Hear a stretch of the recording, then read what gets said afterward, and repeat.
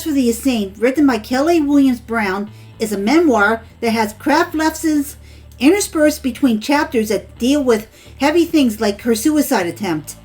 This memoir documents the horrible period in her life that happened after her first book, Adulting, became a bestseller, and she had just finished work on her second book, Gracious. Her downfall began when she married a man despite the apparent red flags that appeared during the courtship, but she decided to go through with the wedding anyway. That marriage lasted less than a year. Then, in rapid succession, she broke both of her arms, she broke one of her ankles, she entered into a new troubled relationship, her close friends began to move out of the area one by one, both her cat and her grandmother died in the same week, and her father was diagnosed with cancer. This led to a deepening depression and a nervous breakdown.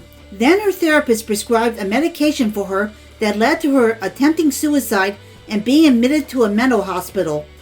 Throughout her trials and tribulations, she managed to work on crafts. At first they were just a hobby for her, but as the book goes on, her working on crafts becomes a metaphor for survival as she works on them as a way of trying to hold on to what's left of her sanity. At first I found the memoir part of her book to be a bit self-indulgent as she decided to marry a man who was clearly wrong for her. She also leaned on her female friends and her new boyfriend in a way that bordered on codependency. It was no wonder that her female friends ended up moving out of her area and her new relationship ultimately failed.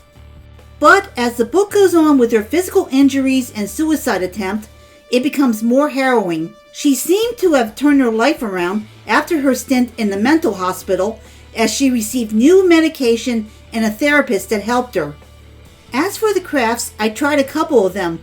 One was the tiny stars that she wrote about making throughout her book, and the other was an origami box.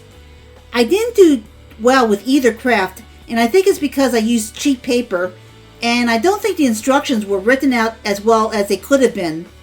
I wouldn't buy Easy Crafts for the Insane for the craft projects because you would be better off with similar online craft tutorials on sites like YouTube and Creative Bug.